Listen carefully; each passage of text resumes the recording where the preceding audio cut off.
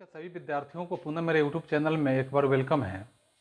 आज हम लोग यहाँ अर्थशास्त्र के क्षेत्र में तीसरे अध्याय के रूप में देखेंगे कि यहाँ तीसरे अध्याय में जो दर्शाया गया है गरीबी, तो गरीबी शब्द सुनने से ही आपको बिल्कुल आभास हो जाना चाहिए कि गरीबी क्या है। गरीबी आप देख रहे हैं, गरीबी समझ रहे हैं, गरीबी से बहुत ऐसे विद्यार्थी हैं जो सामना भी कर रहे हैं। तो गरीबी जो आपके विषय वस्तु में, आपके इस पाठ्य सामग्री में जो सम्मिलित किया गया है, तो इसमें गरीबी के बारे में हम बेहतर ढंग से समझने का प्रयास करेंगे। गरीबी है क्या, गरीबी किसे कहते हैं।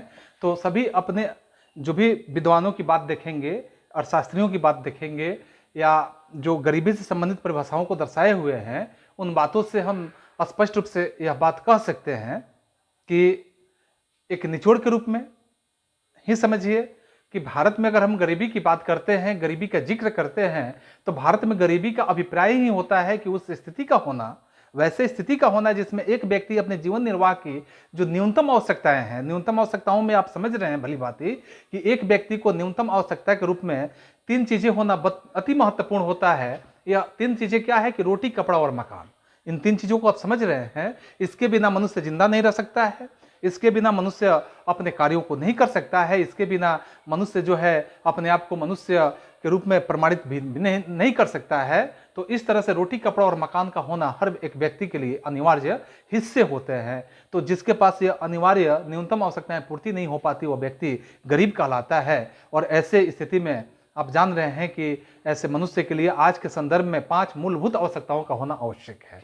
और ये 5 मूलभूत आवश्यकता आपका कौन कौन सा होगा? तो एक में आप देखेंगे रोटी हुआ, दूसरा में आप देखेंगे भोजन हुआ, यानी रोटी के रूप में आप भोजन ही समझ रहे हैं कि रोटी यानी आप भोजन कह सकते हैं, वस्त्र कह सकते हैं, दूसरे में, तीसरे में आप आवास कह सकते हैं, चौथे में आप शिक्षा कह सकते हैं, और पांचवें में आप चिकित्सा कह सकते हैं। क्योंकि ये 5 तत्व जो होता है मनुष्य के लिए 5 न्यूनतम आवश्यकताएं यहाँ पे आज के संदर्भ में, आज के परिवेश में बहुत ही महत्वपूर्ण हो गया है कि अगर आपको जिंदा रहना है तो आपको भोजन की जरूरत है। आपके शरीर के क्रियाओं को संचालित करने के लिए आपके शरीर में ऊर्जा की जरूरत है, और ऊर्जा जो प्राप्त होता है वो आपके भोजन से ही मिल सकता है। अन्यथा बिना भोजन का आप अपने शरीर को संचालित नहीं कर सकते हैं, और नहीं संचालित करेंगे, आपको शरीर के हिस्से को जब ऊर्जा नहीं मिलेगा तो शरीर जो होगा संचालन करने से जो क्रियाएं होती है उससे वंचित रह जाएगा। इसके बाद मनुष्य के लिए क्या जरूरी है कि वस्त्र चाहिए, क्योंकि आप अपने लाज, हया, इस सारी चीजों को मिटाने के लिए, लाज हया को ढकने के लिए आपको वस्त्र की जरूरत है। बिना वस्त्र का, जैसे मनुष्य आदिम समय में, आदिम काल में आप देखेंगे, प्री हिस्टोरिक एज में आपको ऐसे समझने के लिए मिलेगा कि मनुष्य जो होता था वह नंगे जीवन जीता था, नंगे रहता था, पहाड़ की कंदराओं में, जंगल के पेड़ों पर अपना जीवन व्यतीत करता था। तो मानव जो था, मानव के रूप में जो हम कह सकते हैं कि वह होमो सैपियंस के रूप में जैसे ही मानव का विकास होता है, इसके पहले का यह मानव था, यानी कि ज्ञानी मानव के पहले का मानव इस तरह से रहता था। लेकिन आज के परिवेश में मनुष्य को जिंदा रहने के लिए वस्त्र की जरूरत है। इसके बिना मनुष्य जिंदा नहीं रह सकता है। इसके बिना मनुष्य जो होगा अपने कार्यों को संचालित नहीं कर सकता है, क्योंकि समाज में अपने आप को वे दर्शा नहीं सकता है, समाज में अपने आप को दिखा नहीं सकता है। इसके बाद क्या चाहिए? तो आपको आवास चाहिए। आवास की क्या जरूरत है? सर्दी से, गर्मी से, बरसात से, इन तमाम मौसमों से सुरक्षित होने के लिए, इन तमाम मौसमों से अपने आप को बचने के लिए हमें आवास की जरूरत है। आवास ही एक ऐसा साधन है जिसके माध्यम से हम हर तरह के जो सीजन्स होते हैं, हर तरह के मौसम होते हैं, उस सारे मौसम के परिवेश से हम सुरक्षित रह पाते हैं। इसलिए मनुष्य के लिए आवास की जरूरत है। और इसके बाद आप देखते हैं शिक्षा। शिक्षा की क्या जरूरत होती है? तो शिक्षा के बिना मनुष्य जो होता है आज के परिवेश में, यह भी आप देख रहे हैं कि आज के परिवेश में वही व्यक्ति सर्वमान्य हो जाता है, वही व्यक्ति समाज में अग्रणी होता है, वही व्यक्ति समाज में अपने आप को विकसित कर पाता है, डेवलप की स्थिति में ला पाता है, जिसके पास शिक्षा का स्तर उच्च स्तर का होता है। अन्यथा जो शिक्षित नहीं है वे बस अपने दिन भर के कार्यों को तो संपादित करते हैं, और शाम के समय उनकी स्थिति होती है कि भूखे भी रहना पड़ जाता है, या इतनी कमाई नहीं होती है जितनी कमाई उनको करने की जरूरत है। और शिक्षा जो होता है, आपके शिक्षा में कई हिस्से आ जाते हैं जो आप पीछे भी पढ़े हैं, तकनीक शिक्षा वगैरह। इन तमाम शिक्षाओं के माध्यम से आप बेहतर कमाई कर सकते हैं, बेहतर अपने कार्यों को संपादित कर सकते हैं। जो भी आप काम करेंगे उसको तकनीकी ढंग से करेंगे, आपका इनकम जो होगा अच्छा होगा, और आप अच्छे परिवेश में जा सकते हैं। तो यह भी आपके न्यूनतम आवश्यकता में शामिल होता है। इसके बाद आप देखते हैं चिकित्सा के बाद शिक्षा आप देख लिए, शिक्षा के बिना आप समाज की कल्पना भी नहीं कर सकते हैं, विकास भी नहीं कर सकते हैं। और तो इस तरह से मनुष्य की मूल आवश्यकताएं जो होती है, या 5 मूल आवश्यकताएं होती है, और यह भी 5 मूल आवश्यकताएं जो न्यूनतम आवश्यकता के रूप में कहा जाता है, अगर नहीं हो पाता है तो समझिए कि वो मनुष्य गरीब ही होगा। ऐसे स्थिति को हम गरीबी कहेंगे। और ऐसे आप जानेंगे, एक प्रोवर्ब्स के रूप में आप देखेंगे कि भूख और प्यास रोटी की आस, ऐसे स्थिति बने हुए हैं हमारे बिहार की भी। ऐसे स्थिति है हमारे देश के और भी राज्यों के, कुछ ऐसे भी राज्य हैं बिहार के जैसा ही, वो भी बहुत पीछे हैं, पिछड़े हुए अवस्था में है।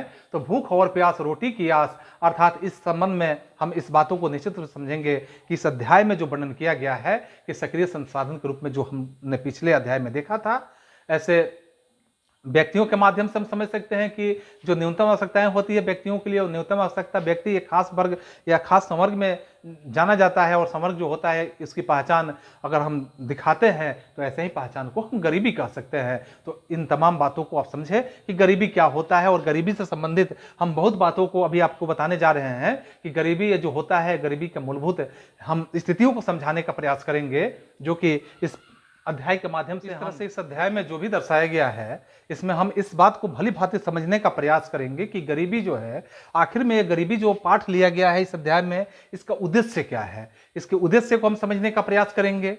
तो इस अध्याय में आप निश्चित रूप से देखेंगे गरीबी के ऊपर भी अगर आप देखें तो विस्तृत प्रकाश और आंकड़े जो हैं, इस आंकड़ों के साथ साथ यह प्रस्तुत करने का प्रयास किया गया है, जिसमें गरीबी उन्मूलन हेतु केंद्र और राज्य सरकार जो है, या दोनों मिलकर विभिन्न तरह के अलग अलग प्रयास कर रहे हैं, जिस प्रयास को आपके बीच में उजागर करने का मैं प्रयास करूंगा। इसलिए से गरीबी उन्मूलन के कारण या गरीबी उन्मूलन के लिए केंद्र सरकार के लिए, यानी आप राज्य सरकार का देखिए, केंद्र सरकार का देखिए, इसके द्वारा अनेक तरह के प्रयास किए जा रहे हैं। खासकर सरकारी स्तर पर गरीबी दूर करने के विभिन्न तरह के प्रयास आपको देखने के लिए मिलेगा। इसी तरह से मुख्य उद्देश्य इसका है कि गरीबी को कैसे दूर किया जाए। सिर्फ सरकार के ऊपर इसके निवारण को छोड़ना एक तरह के कहा जाए तो मूर्खता भरी बात होगी, क्योंकि अगर हम पढ़े लिखे हैं, पढ़ रहे हैं, हम समाज को अगर समाज के अग्रणी बनने का प्रयास कर रहे हैं, तो गरीबी को दूर करने का प्रयास हमें स्वयं भी इसका निदान ढूंढना पड़ेगा। इस तरह से गैर सरकारी संगठन के माध्यम से भी गरीबी को मिटाने का प्रयास किया जा रहा है, और इसका भी प्रयास किया जा रहा है जो इस अध्याय में आपको वर्णन किया गया है। और आप अपने दैनिक जीवन में देखेंगे कि इस तरह की जो बातें होती है, अनेक लोगों के संपर्क में आपको आने का मौका मिलेगा, अनेक लोगों के संपर्क में आप जाएंगे, उनसे बातें करेंगे, वार्तालाप के माध्यम से आप देखेंगे कि जिनके बारे में हम सोचते हैं कि वे गरीब हैं, ऐसी बातें आपके बीच में आता है कि जिनके बारे में आप सोचते हैं कि गरीब है, और वे गाँवों में भूमिहीन श्रमिक भी हो सकते हैं, और शहर की भीड़ में आप देखेंगे ऐसी स्थिति में लोग मिलेंगे कि वहाँ झुग्गियों में रहने वाले लोग भी हो सकते हैं, शहर के झुग्गियों में भी लोग आपको दिखेंगे। इस तरह से आपको गरीबी के रूप में और भी दिखेगा कि वे निर्माण स्थल में दैनिक वेतन भोगी श्रमिक भी हो सकते हैं, और ढाबों में काम करने वाले बाल श्रमिक भी आपको देखने के लिए नजर आएंगे। वे चिथड़ों से बच्चे उठाए भिखारी भी हो सकते हैं, ऐसे आपके गांव में नजर आएंगे या आपके शहरों में दिखेंगे कि हम अपने चारों ओर गरीब को देख सकते हैं, और देखने का अवसर आपको मिलता है। यह अवसर नहीं कहेंगे बल्कि देखने का ये हमारे लिए एक दुर्भाग्य की बात है कि हमारे देश में ऐसी भी स्थिति देखने के लिए मिलता है। वास्तव में देश का हर एक चौथा व्यक्ति अगर सोचा जाए तो हर एक चौथा व्यक्ति ही गरीब है। इस आंकड़े को आप इकट्ठा करके रखेंगे कि देश का हर एक चौथा व्यक्ति ही गरीब है। इसका अर्थ यह बनता है आपके बीच में कि भारत में मोटे तौर पर 26 करोड़ लोग गरीबी के जीवन यापन में आज भी लिप्त हैं और गरीबी का जीवन यापन करते हैं, जिसकी संख्या 26 करोड़ के आसपास आज भी है। साथ ही हम पूरे भारत की बात करें, पूरे विश्व की बात करते हैं भारत के साथ साथ, तो अधिक गरीबी का एक संकेंद्रण भारत बना हुआ है। स्वतंत्रता प्राप्ति जब हुआ था तो लंबे अंतराल के बाद भी पूरे देश के लिए यह एक गंभीर चुनौती का विषय आपके नजर आएंगे। और इस तरह से गरीबी जो होता है, गरीबी के विशिष्ट मामले जो होते हैं, यह दोनों क्षेत्र में आपको देखने के लिए मिलेगा। एक होता है शहरी गरीबी होता है, और दूसरा होता है तो ग्रामीण गरीबी होता है। तो शहरी गरीबी एक अलग तरह का गरीबी होता है, और ग्रामीण गरीबी, लेकिन दोनों का उद्देश्य तो एक ही होता है, चाहे वो शहरी गरीबी हो और चाहे वो ग्रामीण गरीबी हो। उद्देश्य में कोई अंतर नहीं होता है, यहाँ कोई डिफरेंसेस नहीं मिलेगा। जैसे आपके अध्याय में, आपके पाठ्य पुस्तक में दर्शाया गया है कि अगर शहरी गरीबी की बात किया जाता है तो एक उदाहरण स्वरूप आपको दर्शाया गया है कि यहाँ एक राम पुकार की कहानी को दिखाया गया है, जिस राम पुकार की कहानी को आप समझ सकते हैं कि वो 35 वर्षीय रामपुकार इस तरह के अवस्था में होते हैं कि पटना के निकट में वे गेहूं के आटे के मिल में दैनिक मजदूरी पे काम करते हैं और इस तरह के श्रमिक के रूप में वह अपने जीवन यापन करते हैं। जब कभी भी उसकी स्थिति ऐसी होती है कि उसे रोजगार मिलता है तो वह एक महीने में लगभग 1500 रुपया कमा लेने का काम करते हैं, उससे ज़्यादा उनकी कमाई नहीं हो पाती है। या 6 सदस्य के परिवार को चलाने वाले रामपुकार जो व्यक्ति हैं, जिसमें उनकी पत्नी है, 6 माह से 12 वर्ष तक की आयु के 4 बच्चे हैं, तो 4 बच्चे और रामपुकार और उनकी पत्नी मिलकर 6 सदस्य हो जाते हैं। आप उम्मीद करिए कि उसे जहानाबाद के समीप गांव में रह रहे अपने बूढ़े माता पिता के लिए पैसा भेजने की जरूरत भी होता है और वो 1500 रुपये एक महीने में कमाते हैं। तो क्या स्थिति है उनकी, क्या स्थिति हो सकती है, आप अंदाजा लगा सकते हैं कि उनके भूमिहीन श्रमिक पिता अपने जीवन निर्वाह के लिए रामपुकार के निकट के शहर आरा में आकर क्या करते हैं, रहे उसके भाई पर ही निर्भर हो जाते हैं। तो रामपुकार ऐसे दशा में बाहरी क्षेत्र के सभी जो स्थित भीड़ है, उस भीड़ भरी बस्ती में किराए पर एक कमरे में मकान में रहता है। यह ईंट और मिट्टी के खपड़ों से बनी हुई एक कम चलाऊ झोपड़ी के रूप में उसका घर है। रामपुकार जो भाड़े पर घर रखा हुआ है वैसा घर है। उसकी पत्नी राधा जो है, जिसका नाम राधा देवी है, तो राधा देवी कुछ घरों में खासकर आंशिक यानी अंशकालीन रूप से वह नौकरानी का भी काम करती है और बदले में उसे 800 रुपये के रूप में वह महीने में कमा लेती है। तो 1500 और 800 कितना हो जाता है आपका, 2300 रुपया हो जाता है जो इनके घर का आय होता है प्रत्येक महीने का।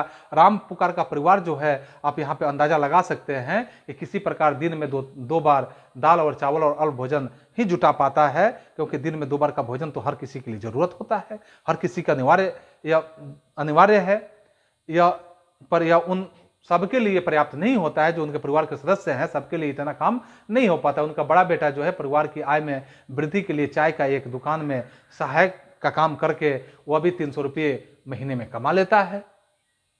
उसकी 10 साल की बेटी जो है छोटे बच्चों की देखभाल करती है। कोई भी बच्चा स्कूल नहीं जाता है, ऐसी स्थिति है गरीबी के कारण उसके घर की कि कोई भी बच्चा स्कूल नहीं जाता है। बड़ा बेटा कमाता ही है, छोटी बेटी है तो बच्चों को देख रेख करती है। उनमें प्रत्येक के पास 2 जोड़े फटे पुराने कपड़े ही मात्र हैं। नए कपड़े तभी खरीदे जाते हैं जब पुराने बिल्कुल पहनने योग्य नहीं रह जाते हैं। जूते पहनना विलासिता है, लेकिन छोटे बच्चे अल्प पोषित होते हैं। जब वो बीमार होते हैं तो उन्हें चिकित्सा की कोई सुविधा भी नहीं मिल पाती है।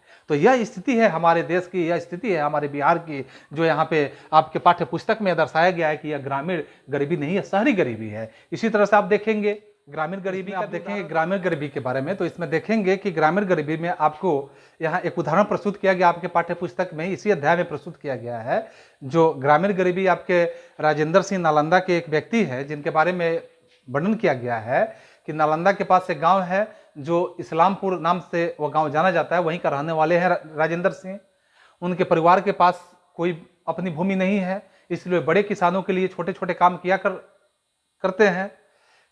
काम अनियमित होता है, क्योंकि खेतों में काम करने के लिए नियमित काम नहीं मिलता है, तो वहाँ काम अनियमित होता है और आय भी वैसे ही मिलती है उनको। आय भी, कमाई भी उनका जो होता है उसी तरह का होता है। कई बार उसे पूरे दिन में या दिन के मेहनत के बदले 60 रुपये ही प्राप्त हो पाते हैं। एक दिन भर की मेहनत के रूप में उन्हें 60 रुपये प्राप्त होते हैं, लेकिन प्राय खेतों में पूरे दिन उनको काम करना पड़ जाता है और काम करने के बाद उसे वस्तु के रूप में कुछ किलोग्राम गेहूं मिल जाता है या दाल मिल जाता है या थोड़ी सब्जी भी मिल जाती है। 8 सदस्यों का उनका परिवार है। हमेशा ऐसी स्थिति बना हुआ है कि हमेशा 2 वक्त का भोजन भी वो नहीं जुटा पाता है। और राजेंद्र सिंह यहाँ क्या करते हैं कि गाँव के बाहर वहाँ उनके एक कच्ची झोपड़ी के रूप में वे अपने जीवन को निर्वाह करते हैं। उनके परिवार के सदस्य जो है वहीं पर रहते हैं। उनके पिताजी जो तपेदिक के मरीज भी थे, खासकर चिकित्सा के अभाव में 2 वर्ष पूर्व भी उनके पिताजी की मृत्यु हो जाती है। उसी की मां अब उसी बीमारी से ग्रस्त है। उनका जीवन भी धीरे धीरे क्षीण होने की स्थिति में आ चुका है। लेकिन राजेंद्र सिंह है, यहाँ गांव में एक प्राथमिक विद्यालय है, जहां राजेंद्र सिंह वहां भी नहीं जा पाए, प्राथमिक विद्यालय में भी नहीं पढ़ पाए। उससे 10 वर्ष की उम्र में ही काम करना शुरू करना पड़ गया। एक नए कपड़े खरीदने के कुछ वर्षों के उपरांत अगर देखेंगे कि यह संभव नहीं हो पाता था। यहाँ तक कि परिवार के लिए साबुन और तेल भी एक विलासिता की वस्तु मानी जाती है और यह भी उनके लिए संभव नहीं था। तो अब बच्चों देख रहे हैं कि गरीबी कितनी खराब चीज़ है, खराब स्थिति है। यह दूर कैसे हो सकता है, दूर होने का क्या उपाय हो सकते हैं। यहाँ हमने देखा कि ग्रामीण गरीबी देखा, मैंने शहरी गरीबी देखा, यानी पीछे 2 तरह के जो विशिष्ट उदाहरण हमने वर्णन किया। इस वर्णन में आप कई आयामों को दर्शाते हुए देखे हैं कि कई आयाम यहाँ पे दर्शाए गए हैं और यहाँ तक कि गरीबी का अर्थ यहाँ आप देखेंगे भुखमरी का आश्रय न होना, या एक ऐसी स्थिति भी होता है कि तब माता पिता अपने बच्चों के विद्यालय नहीं भेज पाते हैं। ये गरीबी के ही कारण होता है ऐसा कि कोई बीमार आदमी जो होता है इलाज नहीं करवा पाता है। गरीबी का अर्थ स्वच्छ जल और यहाँ सफाई सुविधाओं का अभाव भी आप समझेंगे। साथ ही अनियमित रोजगार की कमी के कारण कमी भी यहाँ देखने के लिए मिलेगा। न्यूनतम जो शालीनता होता है, ऐसे शालीनता के साथ साथ ऐसे शालीनता के स्तर का अभाव भी बतलाता है। अंत इसका अर्थ यह बन जाता है कि असहायता की भावना के साथ यहाँ जीना, यानी कि कोई सहायता करने वाला नहीं होता है, वैसे स्थितियों में जीना। गरीब लोग जो होते हैं ऐसी स्थिति में रहते हैं जिसमें उनके साथ खेतों के रूप में, कारखानों के रूप में, सरकारी कार्यालयों के रूप में, अस्पतालों के रूप में, रेलवे स्टेशन इत्यादि लगभग सभी स्थानों पर उनका दुर्व्यवहार किया जाता है। उनके साथ अच्छा व्यवहार नहीं हो पाता है। इससे यह स्पष्ट होता है कि कोई भी व्यक्ति या आदमी जो होता है गरीब नहीं रहना चाहता है, गरीबी में कोई जीना नहीं चाहता है। सभी लोग चाहते हैं कि मेरी स्थिति, मेरी संपन्नता अच्छी हो जाए। अपने करोड़ लोगों की जो दयनीय गरीबी के चंगुल से बाहर निकलना स्वतंत्र भारत की सबसे बड़ी एक चुनौती बनी हुई है।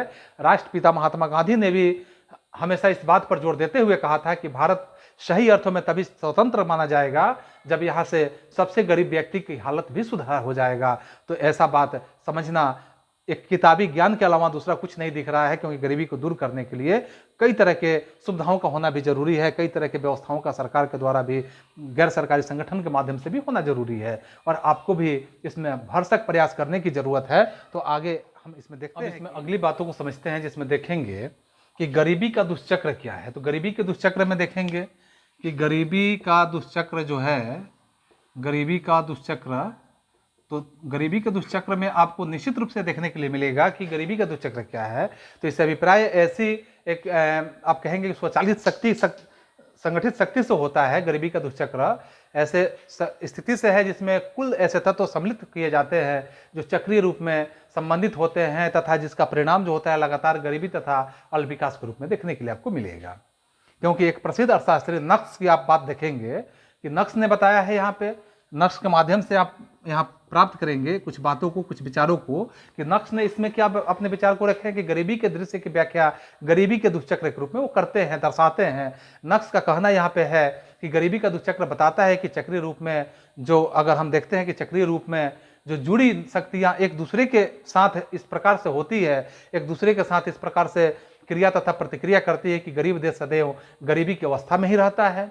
इसी तरह से गरीबी के दुष्चक्र कई प्रकार के होते हैं। उनमें से दो मुख्य प्रकार अगर हम देखें तो ऐसे भी हम कह सकते हैं कि एक होता है अल्प विकास और दूसरा होता है जैसे अल्प विकास में आप देखेंगे कि एक अलग ढंग से आप एक चक्र को बनाएंगे। अल्प विकास में क एक ग्रुप बना देते हैं और एक दूसरा ग्रुप बनाते हैं ख के रूप में, यानी एक क के रूप में रखते हैं अल्प विकास के रूप में ही, और दूसरा आप रखते हैं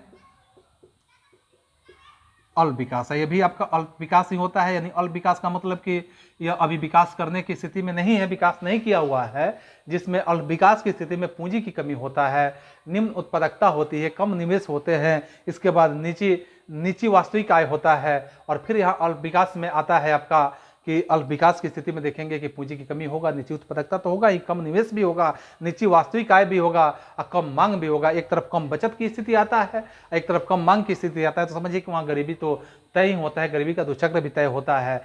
सिर्फ यहाँ गरीबी के दुष्चक्र से अगर हम कहें तो इससे अभिप्राय ऐसी स्वचालित शक्ति है जिससे कुछ ऐसे तत्व सम्मिलित होते हैं जो चक्रीय रूप में संबंधित होते हैं, तथा जिसका परिणाम लगातार गरीबी या अल्प विकास की तरफ ही होता है। अब इसमें हम एक बात को समझेंगे निश्चित रूप से कि सूचकांक तथा गरीबी की माप की अगर बात आता है कि सूचकांक के रूप में या गरीबी की माप के रूप में हम देखें कि गरीबी की माप क्या है या गरीबी का सूचकांक क्या है, तो सूचकांक के रूप में अगर हम समझते हैं या गरीबी की माप के रूप में समझते हैं तो हम निश्चित रूप से देखेंगे कि गरीबी के अनेक पहलू होते हैं, सामाजिक, वैज्ञानिक तथा उससे अनेक जो सूचकों के माध्यम से आप देख सकते हैं, समझ सकते हैं। सामान्य रूप से आप ये भी देख सकते हैं कि प्रयोग किए जाने वाले जो भी स्थिति होता है, ऐसे प्रयोग किए जाने वाली स्थिति के सूचक होते हैं जो आय के रूप में और उपभोग के स्तर से संबंधित होते हैं। लेकिन अब स्थिति ये होता है कि गरीबी को निरक्षरता स्तर, यहाँ कुपोषण के कारण रोग प्रतिरोधी क्षमता की कमी, स्वास्थ्य सेवाओं की कमी, रोजगार के अवसरों की कमी, सुरक्षित पेयजल एवं स्वच्छता तक पहुंच की कमी होती है, जैसे अन्य सामाजिक सूचक होते हैं। ऐसे माध्यमों के माध्यम से भी आप देख सकते हैं। सामाजिक अपवर्जन के रूप में सुरक्षा पर आधारित गरीबी का विश्लेषण वर्तमान समय में बहुत यहाँ सामान्य देखते हुए आपको लगेगा। अब इसमें है सामाजिक अपवर्जन। क्या चीज होता है कि सामाजिक अपवर्जन की जो बात मैंने किया कि सामाजिक अपवर्जन, तो सामाजिक अपवर्जन के रूप में आपको मिलेगा कि सामाजिक अपवर्जन क्या होता है। तो सामाजिक अपवर्जन में इस अवधारणा के अनुसार अगर हम देखें तो गरीबी के संदर्भ में यह बिल्कुल देखा जाना चाहिए, ऐसे स्थितियों में ही समझना चाहिए कि गरीबी को बेहतर माहौल और अधिक अच्छे माहौल में या अधिक वातावरण में रहने वाले जो संपन्न लोग की सामाजिक क्षमता अपवर्जित रहकर केवल यहाँ निकृष्ट वातावरण में दूसरे गरीबों के साथ रहना पड़ता है। मोटे स्थितियों में हम देखें, मोटे तौर पर समझें तो यह एक ऐसी प्रक्रिया होती है जिसके माध्यम से व्यक्ति या समूह उन सुविधाओं के साथ लाभों और अवसरों के अपवर्जित होते हैं जिनका उपभोग दूसरे रूपों में उनसे अधिक अच्छे करते हैं। तथा इसका विशिष्ट उदाहरण आप भारत में जाति व्यवस्था की कार्यशैली को समझ सकते हैं, जिसमें कुछ जाति के लोग जो होते हैं समान अवसरों के अपवर्जित में रखा जाता है। अब फिर यहाँ असुरक्षा की बात एक समझेंगे कि असुरक्षा क्या होता है इसमें।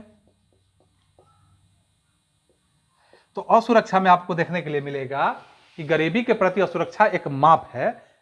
कुछ विशेष समुदाय जैसे किसी पिछड़ी जाति के सदस्य आपको देखने के लिए मिलेगा, या व्यक्तियों जैसे कोई विधवा या शारीरिक रूप से विकलांग व्यक्ति हो सकते हैं, भावी वर्षों में गरीब बच्चे भी हो सकते हैं, गरीब बने रहने की अधिक संभावना रहता है। असुरक्षा का निर्धारण यहाँ परिसंपत्तियों के माध्यम से, शिक्षा, स्वास्थ्य और रोजगार के माध्यम से, या ऐसे अवसरों के रूप में जीविका खोजने के लिए विभिन्न समुदाय जो होते हैं इसके पास उपलब्ध विकल्प भी होते हैं। इसके अलावा इसके विश्लेषण जो हम करेंगे तो प्राकृतिक आपदाओं, जिसे प्राकृतिक आपदा में आप देखें कि भूकंप देखे हैं, सुनामी देखे हैं, बाढ़ देखे हैं, ये प्राकृतिक आपदाएं तो होती रहती है। आतंकवाद भी प्राकृतिक आपदा में भी आता है। आदि मामलों में इन समूहों के समक्ष में विद्यमान बड़े जोखिमों के आधार पर यह किया जाता है। अतिरिक्त विश्लेषण इन जोखिमों से निपटने की उन सामाजिक और आर्थिक जो क्षमता होता है इसी के आधार पर किया जाता है। वास्तव में सभी लोगों के लिए बुरा समय आता है, चाहे कोई बाढ़ हो या भूकंप हो, या फिर नौकरानी या नौकरियों की उपलब्धता कमी पूरा लोगों की तुलना में अधिक प्रभावी होने की बड़ी संभावना की निरूपित ही असुरक्षा की स्थिति होता है। तो ऐसे हमने यहाँ पे गरीबी रेखा का मतलब क्या होता है कि अगर हम गरीबी रेखा की बात समझने का प्रयास करें कि गरीबी रेखा के अंतर्गत कौन कौन से लोग होते हैं, या इसको हम समझें तो निश्चित रूप से कहेंगे कि गरीबी रेखा जो होता है इसको मापने के लिए एक पैमाना होना चाहिए। और इस पैमाने के आधार पर अगर हम देखते हैं और समझते हैं तो आप तुलना करेंगे कुछ ऐसे देशों से, जैसे आप अमेरिका की बात ले लीजिए। अमेरिका की स्थिति को समझें कि अमेरिका में उस आदमी को गरीब माना जाता है जिसके पास कार नहीं है, जबकि आप देखेंगे कि भारत में कार जो होता है, कार एक विलासिता की वस्तु मानी जाती है। जिसके पास कार है उसे गरीबी रेखा से ऊपर माना जाता है, अमीर मान लिया जाता है। लेकिन यही बात अमेरिका और भारत की जब तुलना करते हैं तो हम अंदाजा लगा सकते हैं कि अभी हम कितने पिछड़े हुए अवस्था में हैं, कितने अभी हमको ऊपर जाना है, तब जाकर हम गरीबी रेखा से ऊपर निकल सकते हैं। गरीबी रेखा का अगर हम आकलन करें तो योजना आयोग ने न्यूनतम कैलोरी उपभोग को ग्रामीण क्षेत्र में यहाँ पे जो निर्देशित किया है, जो बतलाया है कि प्रतिदिन 24 कैलोरी, और शहरी क्षेत्र जो है यहाँ पे शहरी क्षेत्र में 24 कैलोरी और यहाँ ग्रामीण क्षेत्रों में 21 कैलोरी निर्धारित किया गया है। जो MPC के आधार पर गरीबी रेखा ग्रामीण क्षेत्रों के लिए 328 रुपया प्रति व्यक्ति प्रति माह, और यहाँ शहरी क्षेत्रों के लिए 454 रुपया प्रति व्यक्ति प्रति माह निर्धारित किया था। लेकिन आप यहाँ यह तब का आंकड़ा है जब 2005 ईस्वी का समय था।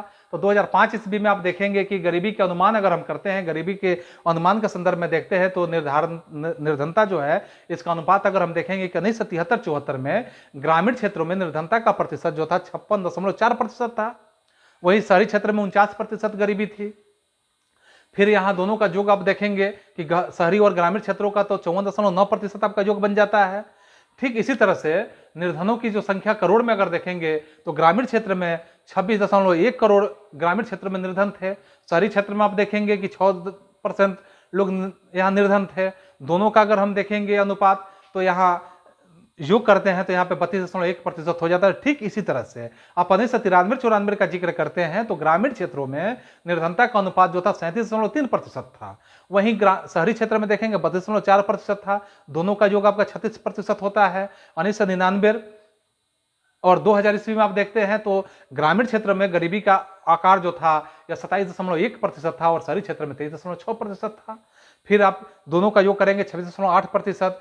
ठीक इसी तरह से 2004 और 2005 में आप देखेंगे कि यहाँ गरीबी का जो प्रतिशत था वह 21.8%, और शहरी क्षेत्र में देखेंगे 21.7%, अर्थात दोनों का योग जो होगा 21.8% होता था। तो कुल मिलाकर आप ऐसे अनुमान लगा सकते हैं कि गरीबी की रेखा जो है आज भी कितना हम लोग गरीब के स्थिति में बने हुए हैं, गरीब की दशा में हैं, गरीबी रेखा के नीचे जीवन यापन कर रहे हैं। और यही हम लोगों के लिए एक तरह का दुर्भाग्य की बात है कि आज भी हम लोग अपने देश में से गरीबी निकालने में सफल नहीं हो पाए हैं। इसके कई कारण आपको देखने के लिए मिलेगा, जो आगे इसी सीरीज में आपको मिलेगा।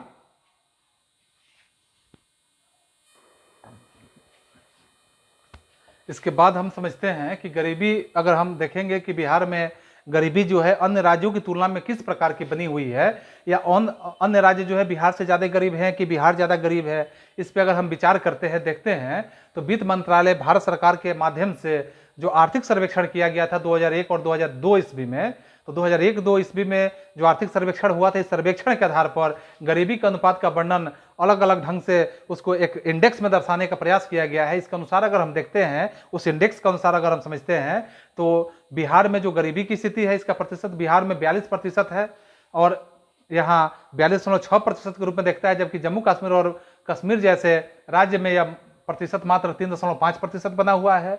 बिहार जो है भारत में गरीबी के आधार पर अगर कहा जाए तो दूसरा सबसे बड़ा राज्य है, या जबकि उड़ीसा प्रथम में आता है, जहां की गरीबी का अनुपात 47.2% के रूप में देखने के लिए आपको मिलेगा, जो भारत सरकार के इंडेक्स के माध्यम से वर्णन किया गया है। तो उड़ीसा 1 नंबर पे होता है, बिहार दूसरे स्थान पे होता है। फिर आप ऐसे देखेंगे कि गरीबी आखिर में बना क्यों, गरीबी का कारण क्या हुआ, किस कारण से गरीबी बिहार में सबसे ज्यादा फैली हुई है, तो इसमें इसके कारणों का जिक्र करते हैं। तो बिहार में गरीबी का अनेक कारण है, जिस कारणों का हम एक रूप से वर्णन करने का प्रयास करें तो संभव नहीं है, जिसमें हम सबसे पहले देखेंगे 1 नंबर पॉइंट में देखेंगे कि जनसंख्या की वृद्धि। पॉइंट नंबर 1 में देखेंगे जनसंख्या की वृद्धि, यानी कि जनसंख्या की वृद्धि का मतलब कि बिहार में आप तो समझ रहे हैं कि जनसंख्या विस्फोट होता है।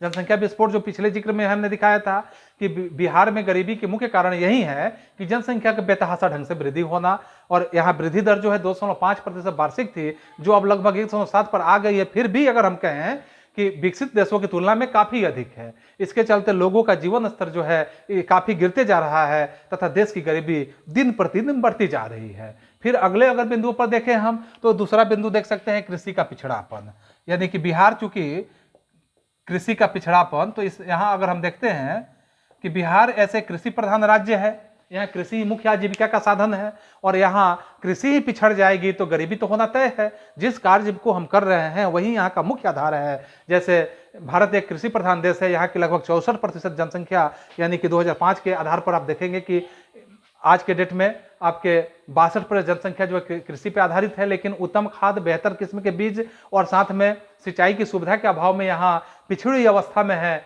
तो निश्चित रूप से जब हम पिछड़े रहेंगे कृषि के क्षेत्र में तो हम गरीब बनेंगे ही, इसमें कहीं अतिशयोक्ति वाली बात नहीं आती है। किंतु परंतु नामक यहाँ कोई शब्द नहीं आता है। इसके बाद अगर हम देखें कि हमारे गरीबी के क्या कारण और भी है, तो आप देखेंगे कि तीसरा हमारा कारण होगा कि पूंजी का अभाव, यानी कि पूंजी का अभाव है हमारे बिहार में, और पूंजी का अभाव हमारे गरीबी को और ज्यादा प्रभावित करने का कार्य करता है। कि पूंजी की कमी जो है देश की गरीबी को बढ़ाने का एक मुख्य कारण बना हुआ है। यह सिर्फ बिहार के लिए ही नहीं है, क्योंकि गरीबी के कारण लोगों के बचत की क्षमता कम होती है। बचत के अभाव में लोग क्या करते हैं कि अपेक्षित विनियोग नहीं कर पाते हैं, और इसका परिणाम यह होता है कि पूंजी निर्माण गति धीमी रह जाती है, जिसके कारण आर्थिक जो प्रक्रियाएं होती है, आर्थिक क्रियाएं होती है, इसका विकास तथा विस्तार ही नहीं हो पाता है। फिर हम अगले बिंदुओं पर विचार करें तो यहाँ कहेंगे प्राकृतिक साधन जो है इसका अनुचित समुचित प्रयोग का अभाव यहाँ देखने के लिए मिलता है। यानी कि प्राकृतिक साधन का चौथे बिंदुओं पर देखेंगे, प्राकृतिक साधन जो है का समुचित प्रयोग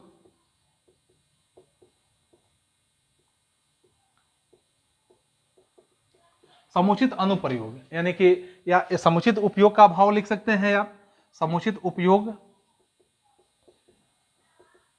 का अभाव।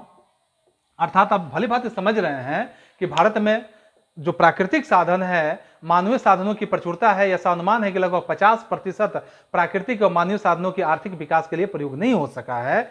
ऐसी स्थिति में भारत के लोगों का गरीब होना तो निश्चित रूप से आप देख सकते हैं कि ऐसे तो 50% जब प्राकृतिक साधनों का उपयोग नहीं होगा तो गरीब तो होना तय है।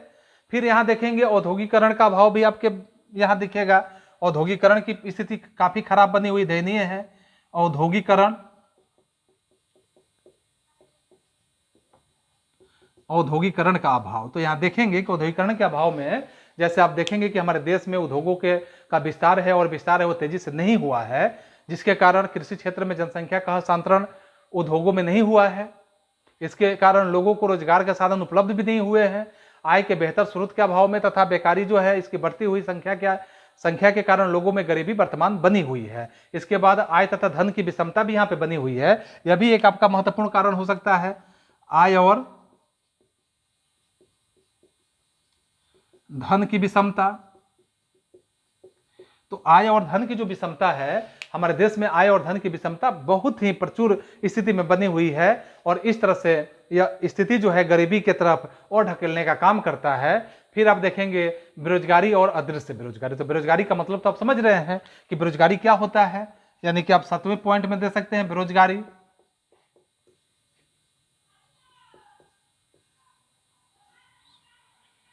और अदृश्य बेरोजगारी, अदृश्य बेरोजगारी आप समझ रहे हैं कि अदृश्य बेरोजगारी क्या होता है, तो इसको भी हम समझा देते हैं कि बेरोजगारी और अदृश्य बेरोजगारी। चूंकि बेरोजगारी आप पढ़ेंगे कि बेरोजगारी मुख्यतः 2 प्रकार के होते हैं, शहरी बेरोजगारी और ग्रामीण बेरोजगारी। शहरी बेरोजगारी, जो शहर में बेरोजगार लोग पाए जाते हैं वो शहरी बेरोजगारी के रूप में कहे जाते हैं, और गांव में जो बेरोजगार पाए जाते हैं वो ग्रामीण बेरोजगारी होती है। तो बेरोजगारी में जैसे ग्रामीण बेरोजगारी होता है, इसमें भी बेरोजगारी जो होता है दृश्य और अदृश्य 2 तरह के बेरोजगारी होते हैं। जैसे आप भारतीय किसानों में देख सकते हैं अदृश्य बेरोजगारी की स्थिति बनी हुई है। अदृश्य बेरोजगारी कैसे नजर आएगा, जैसे आप सपोज करिए कि आपके पास 2 बीघा जमीन है या 2 एकड़ जमीन है और आप अकेले उस खेती के कार्यों को करते हैं और उससे सपोज करिए कि आप वहां से 5 क्विंटल अनाज का उत्पादन करते हैं प्रति वर्ष।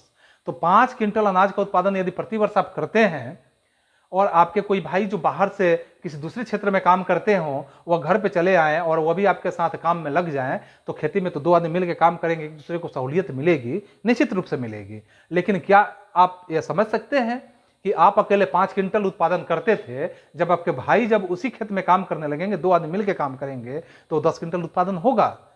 तो ये कदापि संभव नहीं है। और जब ऐसा संभव नहीं है तो निश्चित है कि वहां पे दिखता है कि वो रोजगार में है, काम में लगे हुए हैं, लेकिन यह ऐसा स्थिति है कि वो दिखता नहीं कि वो बेरोजगार है, क्योंकि उनके काम करने का वहां कोई औचित्य ही नहीं है। आप अकेले ही बेहतर थे जो अकेले 5 क्विंटल का उत्पादन करते थे, 2 आदमी मिले फिर भी 5 क्विंटल का उत्पादन होगा। इसका मतलब है कि वहां पे आप अदृश्य बेरोजगारी की स्थिति में बने हुए हैं।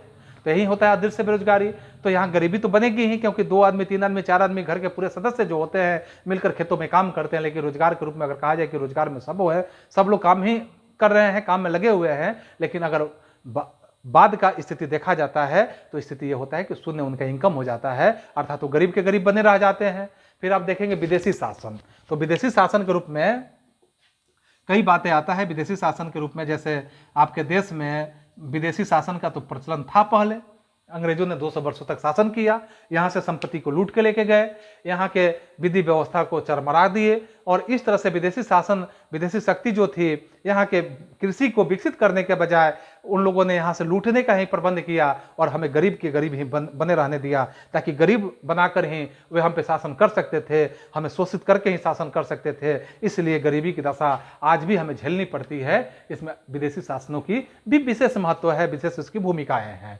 फिर हम देखेंगे प्रतिकूल सामाजिक वातावरण, अगले हम पॉइंट के रूप में देखेंगे 9वें पॉइंट में।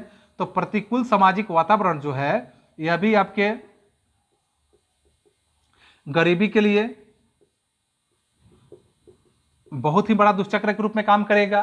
कि प्रतिकूल सामाजिक वातावरण, समाज का स्थिति इस प्रकार से बना हुआ है, समाज इस तरह से बटा हुआ है कि कोई अगड़ा है, कोई पिछड़ा है, कोई सिख है, कोई बौद्ध है, कोई क्रिश्चियन है। इस तरह का सामाजिक वातावरण इस ढंग का बना हुआ है कि एक दूसरे को कॉपरेट करने की जगह पर जाति भेद में सब लोग लगे हुए हैं। कोई किसी को कॉपरेट करने के स्थान पर यहाँ सहयोग नहीं करते हैं, कॉपरेट नहीं करते हैं, बल्कि एक दूसरे को हीन भावना, अपने से नीचा दिखाना, अपने से निम्न समझना, ऐसी स्थिति बनी हुई है। तो यह स्थिति क्या होगा कि कभी हमें अमीर बना सकता है? कदापि संभव नहीं है। अगर हमें गरीबी से उलझना है, गरीबी से सुलझना है, गरीबी से लड़ना है, आगे बढ़ना है, तो पहले हमें एकजुटता होनी चाहिए। एकजुट नहीं होंगे तो हम न रोजगार की व्यवस्था कर पाएंगे, न हम पूंजी का प्रबंध कर पाएंगे, न हम एक जगह से सही स्थान पे हम शांतिपूर्वक कोई संचालन का काम कर पाएंगे। एक दूसरे का कॉपरेशन नहीं मिलेगा तो निश्चित रूप से हमारी गरीबी कभी दूर नहीं हो सकती है। तो इस तरह से इसके बाद हम देखेंगे अगले बिंदुओं में 10वें में देखेंगे यातायात के साधनों का अभाव। यानी 10वें बिंदु में यातायात के साधनों का अभाव, यह भी आपके गरीबी का सबसे महत्वपूर्ण बिंदु है। यातायात का साधन यानी कि किसान अगर खेतों में काम करते हैं, कोई फसल का उत्पादन करते हैं, यदि यातायात का साधन नहीं है तो वो दूसरे अपने शहरों में ले जाकर बेच नहीं पाएंगे। अगर लेके जाएंगे तो उनका सामान महंगा बिकेगा, वहां का सामान सस्ता हो जाएगा तो इनका सामान बिकेगा नहीं, इनकी स्थिति गरीब बनी रहेगी, क्योंकि जो भी इनको मुनाफे होने चाहिए थे वह मुनाफा क्या होगा, यातायात के साधन में चले जाएंगे। या कोई भी सामान बाहर से मंगवाने हैं, यातायात का साधन नहीं है तो वह सामान मंगवा नहीं सकते हैं। या किसी तरह का अगर कंपनी की स्थापना करना हो, किसी फैक्ट्री की स्थापना करना हो, तो वहां निश्चित रूप से यातायात का सुलभ साधन होना चाहिए। जहां यातायात का साधन नहीं होगा वहां विकास नहीं होगा, विकास नहीं होगा वहां गरीबी बनी रहेगी। तो गरीबी हुए रहने का यह भी एक महत्वपूर्ण कारण है, यातायात के साधनों का अभाव होना। तो आप यहाँ देखें कि गरीबी के जो 10 महत्वपूर्ण बिंदुओं को मैंने यहाँ जिक्र किया, यह बहुत ही महत्वपूर्ण है। यह सिर्फ आपके नवंबर के लिए ही नहीं बल्कि हर एक बातों को जिंदगी भर आपको समझने के लिए ही महत्वपूर्ण है। इसलिए इसको थोड़ा कंस्टेंट होकर आप समझने का प्रयास करें, आप इसे ऐसे ढंग से सुनने का प्रयास करें कि आप भी इससे बेहतर डील करने का प्रयास करें। कि हम लोगों के माध्यम से चर्चा किया गया कि गरीबी के कारण क्या है। अब हम देखेंगे यहाँ की गरीबी उन्मूलन के क्या उपाय है, गरीबी को दूर करने के कौन कौन से तरीके हैं, किस किस माध्यम से गरीबी को हम दूर कर सकते हैं। तो इस बातों पे अगर हम विचार करते हैं, हम समझने का प्रयास करते हैं, तो इसके निवारण के उपाय यानी इसके निवारण जो है, गरीबी के निवारण अगर हम देखते हैं तो एक नंबर बिंदुओं पर अगर हम देखेंगे, एक नंबर बिंदुओं पर चर्चा करेंगे तो हम प्राकृतिक साधनों का समुचित प्रयोग करके कर सकते हैं। यानी कि जो प्राकृतिक साधन है, प्राकृतिक साधनों का समुचित प्रयोग, यानी कि प्राकृतिक साधन जो भी है हम लोगों के बीच में उपलब्ध है, इसका अगर हम समुचित प्रयोग करना शुरू करें। अगर हम भारत में प्राकृतिक साधनों की अगर हम देखते हैं कि कमी नहीं है, अभी भी उसका पूर्ण उपयोग करने के लिए हम असफल हुए हैं, हम पूरी तरह से सफल नहीं है। कहा जाता है इस तरह से कि भारत एक धनी देश है लेकिन भारतीय गरीब है। यह बात आपको सुनने के लिए मिलेगा कि भारत एक धनी देश है, भारत एक अमीर देश है, लेकिन भारतीय यहाँ के गरीब है। जिसका अर्थ यहाँ पे सीधे से शब्दों में हम समझेंगे कि भारत की प्राकृतिक जो साधन है इसकी प्रचुरता तो भरी हुई है, यहाँ प्राकृतिक साधनों का कमी नहीं है, किंतु यहाँ के निवासी जो है गरीबी के जीवन व्यतीत कर रहे हैं। इसलिए गरीबी दूर करने के लिए देश के अंदर जो प्राकृतिक साधन है, मानवीय साधन का समुचित उपयोग नहीं कर पा रहे हैं, जिसका परिणाम है कि हम गरीब के गरीब बने हुए हैं। दूसरा अगर हम बिंदु देखें तो जनसंख्या पर हम नियंत्रण करके, यानी दूसरा बिंदु पे जनसंख्या पर जब हम नियंत्रण करेंगे तो भी हम गरीबी को दूर कर सकते हैं, जनसंख्या को नियंत्रित करके। क्योंकि हम देख रहे हैं कि गरीबी एक ऐसी स्थिति बनी है कि देश की जनसंख्या पर प्रभावी नियंत्रण करके ही हम गरीबी को दूर कर सकते हैं, या समस्या पर हम काबू पा सकते हैं। क्योंकि शिक्षा के प्रचार तथा परिवार नियोजन के माध्यम से हमें जानकारी होना चाहिए, जानकारी देते हुए जनसंख्या नियंत्रण को जन आंदोलन का रूप देना चाहिए। जैसे आप सुनते हैं कि हम दो हमारे दो, ऐसे स्थितियों को हमें जानना चाहिए, समझना चाहिए, और हम जनसंख्या को नियंत्रित करने का जैसे ही प्रबंध करेंगे तो गरीबी हमारी अपने आप दूर होना शुरू हो जाएगी। अब है कृषि उत्पादन में वृद्धि करके, तीसरे अगर बिंदु पर देखें हम विचार करें तो कृषि उत्पादन में वृद्धि करके भी हम कर सकते हैं। कृषि उत्पादन में वृद्धि करके, तो कृषि उत्पादन में वृद्धि करके गरीबी को कैसे दूर कर सकते हैं, तो इसमें हम देखेंगे गरीबी की समस्या के समाधान के लिए देश की जो स्थिति है, या आप ऐसे स्थितियों में समझेंगे जनसंख्या का यहाँ लगभग 1/2/3 भाग जो है, 2/3 कृषि पर ही आश्रित है, कृषि व्यवस्था में लगे हुए हैं। कृषि को आधुनिक बनाकर उत्तम खाद का, उत्तम बीज का, उत्तम यहाँ उर्वरक का प्रयोग करके, हम आधुनिक उपकरण का प्रयोग करते हुए देश के अंदर कृषि उत्पादन की क्षमता को हम बढ़ाकर इसे वृद्धि करें, कृषि को तीव्र विकास करके गरीबी को दूर कर सकते हैं, यह निश्चित रूप से। फिर अगला बिंदु हम देखें तो देश का औद्योगिकरण हम करके भी कर सकते हैं। चौथे बिंदु पर देखेंगे कि औद्योगिकरण करके, औद्योगिकरण तो आप समझ रहे हैं, क्योंकि औद्योगिकरण के माध्यम से, तो औद्योगिकरण के माध्यम से हम कैसे इसको दूर कर सकते हैं, तो उद्योग का जब विकास होगा, उद्योग का वृद्धि होगा, तो चूंकि हम देखेंगे कि गरीबी की समस्या के समाधान के लिए देश की औद्योगिकरण होना जरूरी है। इससे कृषि के जो भी उत्पादन होंगे या जनसंख्या का बोझ यहाँ इसके माध्यम से क्या होगा कि देश का जैसे औद्योगिकरण होगा तो जनसंख्या का कार्य भी लगेगा, रोजगार भी मिलेगा, लोगों को रोजगार के अधिक अवसर मिलेंगे, और इस तरह से कृषि की जो उत्पादकता होगी उसका खपत भी होगा, आय भी बढ़ेगा, कृषि के क्षेत्र में भी आय बढ़ेगा, रोजगार के अवसर भी मुहैया होंगे, और गरीबी धीरे धीरे क्या होगा, दूर हो जाएगा। फिर अगले बिंदुओं पर हम बात करें, जैसे पूंजी की कमी था, तो हम पूंजी की व्यवस्था करके, यानी पूंजी का प्रबंध करके, पूंजी का अगर हम व्यवस्था करते हैं, पूंजी की व्यवस्था करके भी हम गरीबी को दूर कर सकते हैं। चूंकि हम जानते हैं कि कृषि एवं उद्योग के विकास के लिए पर्याप्त पूंजी की आवश्यकता होती है। भारत में बचत और पूंजी निर्माण की दर बहुत ही कम है। पूंजी की समुचित व्यवस्था करने के लिए देश में पूंजी की आकृष्ट यानी पूंजी भी आकृष्ट करना होगा। इसके बाद है यातायात के साधनों का विकास करके, यानी हम यातायात के साधनों का अगर विकास करते हैं 6 नंबर बिंदु में, यातायात के साधन का अगर हम विकास करते हैं तो यातायात के साधन का विकास करके भी हम देश के गरीबी को दूर कर सकते हैं। क्योंकि यातायात का साधन जब विकसित होगा तो समझिए कि आपके उद्योग धंधे चलेंगे, कृषि कार्य का सामान आएगा, कृषि का उत्पादकता क्या होगा कि दूसरे जगह शहरों में भी जा सकता है, शहर से सामान जो होंगे सस्ते दरों में आएंगे और इस तरह से गरीबी निश्चित रूप से दूर होगा। फिर आय तथा धन का समान वितरण करके भी हम कर सकते हैं। आय और धन का जो समान वितरण करेंगे, यानी 7 नंबर बिंदुओं में देखेंगे आय और धन का, आय तथा धन का समान वितरण। तो जब आय और धन का समान वितरण होगा तो निश्चित रूप से गरीबी दूर होगी। क्योंकि आय जो होगा, धन जो होगा, इसका जब समान वितरण किया जाएगा तो गरीबी दूर होगी। इसके बाद के बिंदुओं को हम देखेंगे रोजगार के अधिक अवसर उपलब्ध कराकर, यानी कि सरकार के द्वारा भी या गैर सरकारी संगठन के द्वारा भी रोजगार के अवसर जब उपलब्ध होंगे, तो रोजगार के अवसर उपलब्ध होंगे तो गरीबी निश्चित दूर होगा। क्योंकि लोग जब रोजगार में लगेंगे, कार्यों में लगेंगे, उनकी आय होने लगेगी, उनकी आय के साथ जैसे ही उनकी आवश्यकता है, निम्न आवश्यकताएं हैं, वो पूर्ति होने लगेगी, तो उनके पास जब धन संचय होने लगेगा तो स्वतः उनकी गरीबी दूर हो जाएगी। इसके बाद लघु और कुटीर उद्योग का विकास करके भी हम गरीबी को दूर कर सकते हैं। 9वें बिंदुओं में लेते हैं लघु और कुटीर उद्योग। जैसे आप देखे हैं कि लघु और कुटीर उद्योग के माध्यम से, जैसे आप उद्योग के मामले में समझते हैं, उद्योग के स्थिति में समझते हैं कि लघु उद्योग जो होता है बहुत छोटे पैमाने पे आपका होता है, कुटीर उद्योग होता है थोड़ा सा उससे बड़े पैमाने पे होता है, और बृहत उद्योग जो होता है तो उससे और ज़्यादा बृहत पैमाने पे होता है। तो इस तरह से हम घर के अंदर जो कुटीर उद्योग होता है उसको संचालित करके लघु उद्योग के माध्यम से भी हम ज़्यादा से ज़्यादा रोजगार का अवसर प्रदान कर देंगे। जैसे ही रोजगार का अवसर मिलेगा, रोजगार का अवसर मिलने के साथ साथ क्या होगा कि लोग बेरोजगारी से दूर होंगे, आय होने लगेगा, आय होने के साथ साथ उनके पास पूंजी का संचय होने लगेगा, और एक समय आएगा कि पूंजी भी पर्याप्त होगा और वो भी गरीबी से दूर हो जाएंगे। इसके बाद अगला यानी 10वां बिंदु में हम देखेंगे, 10वें पॉइंट में निवेश में वृद्धि करके भी हम गरीबी को दूर कर सकते हैं। निवेश में कैसे वृद्धि करेंगे? तो कोई अगर हम काम करते हैं उसमें जब पूंजी संचय होने लगेगा तो हम उसमें निवेश करेंगे, ज़्यादा से ज़्यादा पूंजी लगाने का प्रयास करेंगे।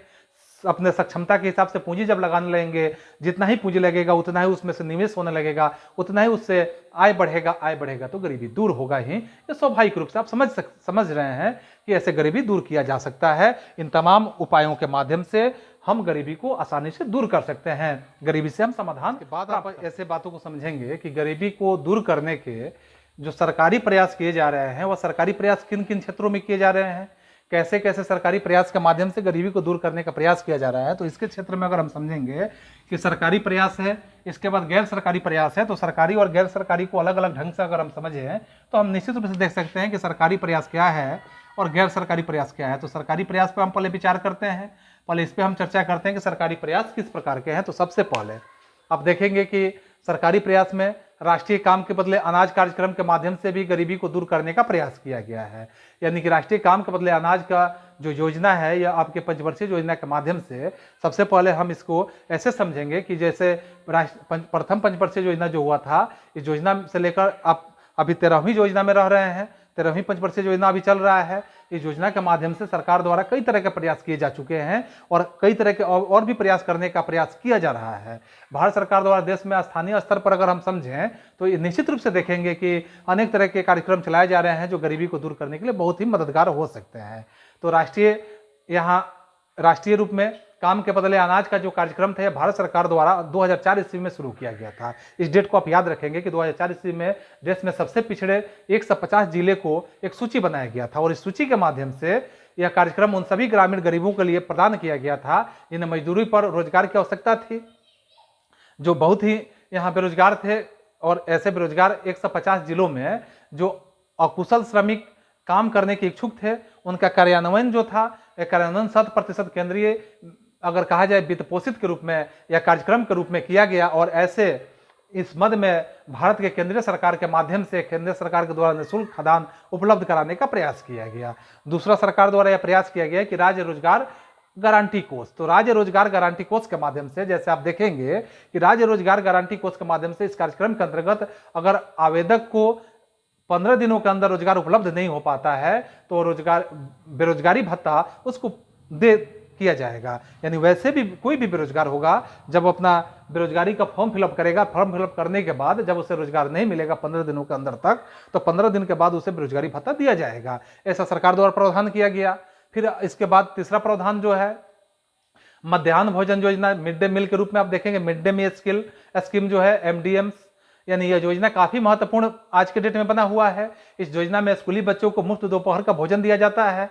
इसका भार भी केंद्र सरकार को ही वहन करना पड़ता है। इस योजना पर 2007-8 ईस्वी में लगभग 7,384 करोड़ रुपए का व्यय करने का प्रावधान बनाया गया था।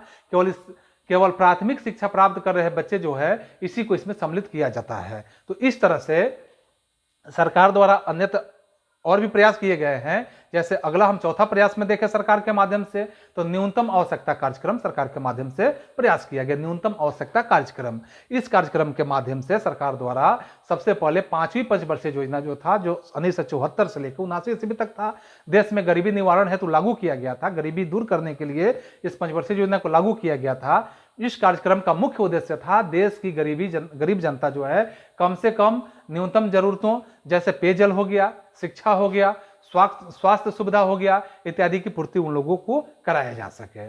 फिर यहाँ सरकार द्वारा और भी प्रयास किए गए, जिसे हम कह सकते हैं समेकित ग्रामीण विकास कार्यक्रम, यानी कि integrated rural development programme IRDP।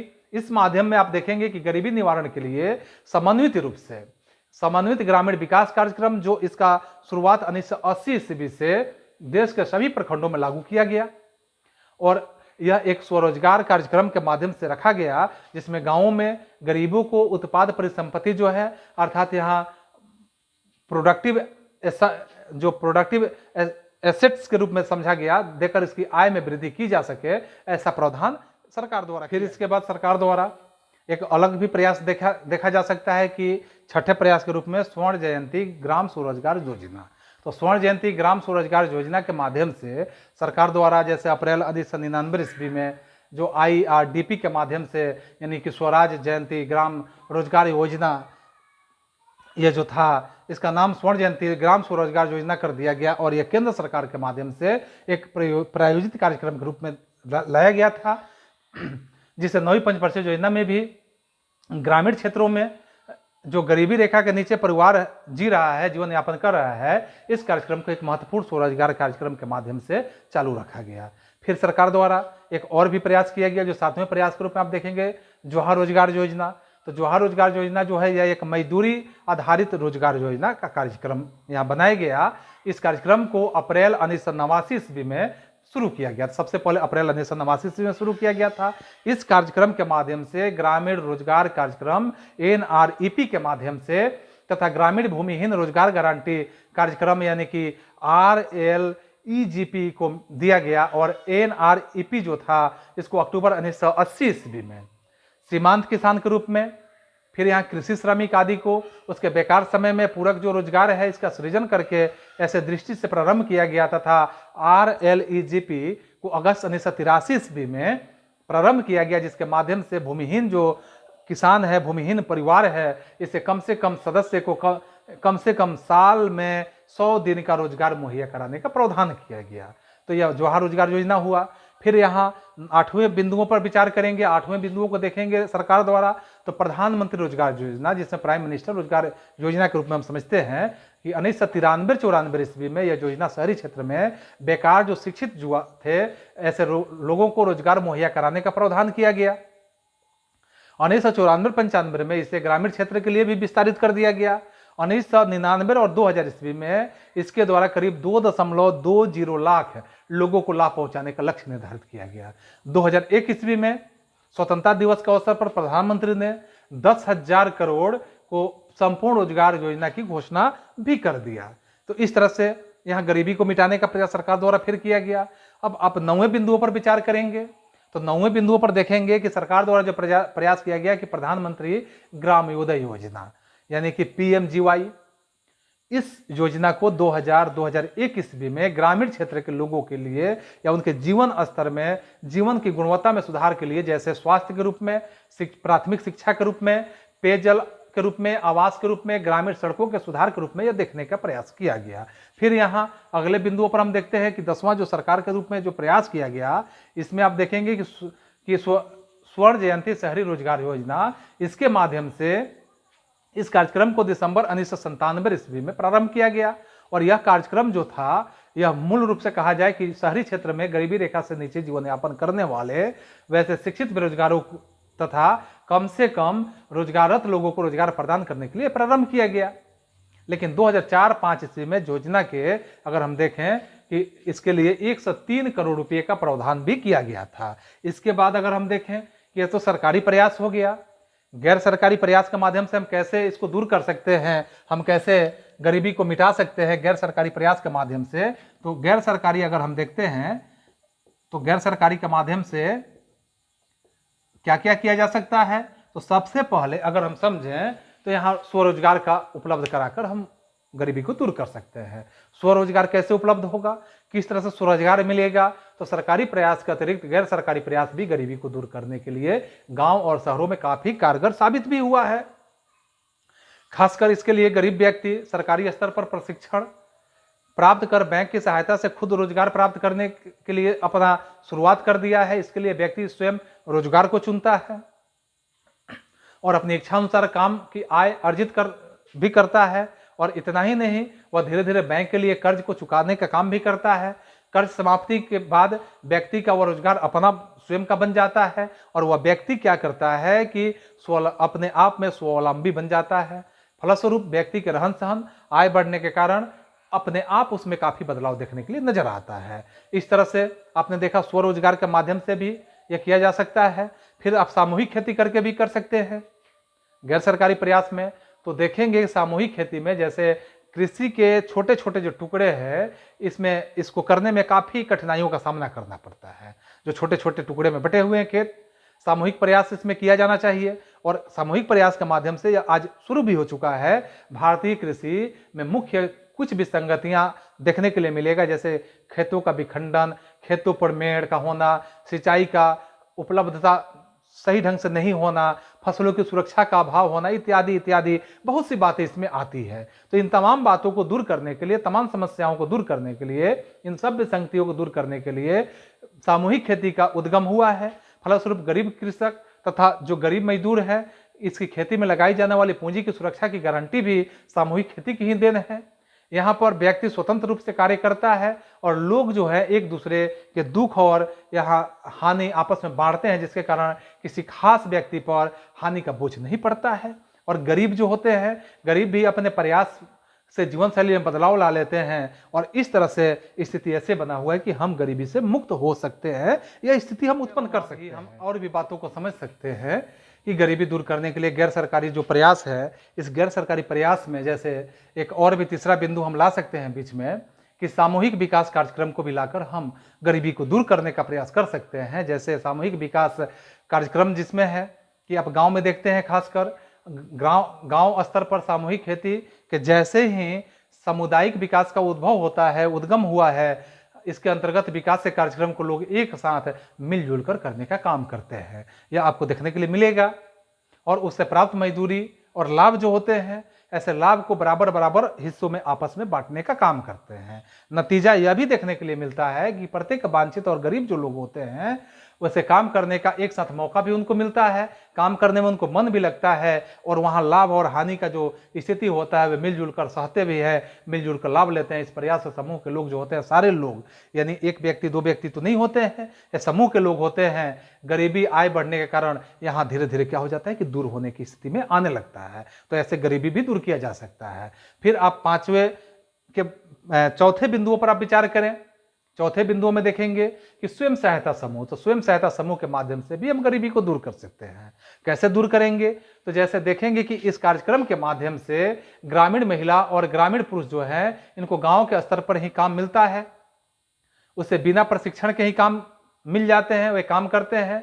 इसके अंतर्गत पुरुष और महिला जो होते हैं, इनके काम करने के लिए जो भी इच्छुक होते हैं, जिनको भी काम करने का इच्छा होता है, उन्हें बैंक के द्वारा समूह से कर्ज देकर काम करने का अवसर दिया जाता है और साथ में प्रोत्साहन भी दिया जाता है। इस अवसर या प्रोत्साहन के माध्यम से एक समूह में 15 से 20 लोग ही होते हैं, क्योंकि 15 से 20 का एक समूह बनाया जाता है, इसीलिए इसे स्वयं सहायता समूह के रूप में इसे बांटा गया है। समूह के रूप में कहा जाता है कि 15 से 20 लोग इस समूह में होते हैं एवं महिला तथा पुरुष जो होते हैं, इन्हें अलग अलग समूह में बनाया जाता है, अलग अलग समूह में बांटा जाता है। समूह में एक सचिव तथा एक अध्यक्ष को बना दिया जाता है और समूह के सभी सदस्यों का बैंक में खाता होता है। और ऐसे स्थिति में कर्ज जो समूह के एक सचिव तथा अध्यक्ष होने के साथ साथ सबका जब एक खाता होता है, तो कर्ज वापसी की जवाबदेही समूह के सभी सदस्यों को बराबर का ही होता है। समूह में जो भी आमदनी होती है उसे आपस में बराबर बराबर बांट दिया जाता है, बांटने का काम किया जाता है। इस प्रकार से प्रशिक्षित यानी अप्रशिक्षित बेरोजगार व्यक्ति भी इससे लाभान्वित हो सकते हैं और अपनी गरीबी को दूर करने में सफल भी हो सकते हैं।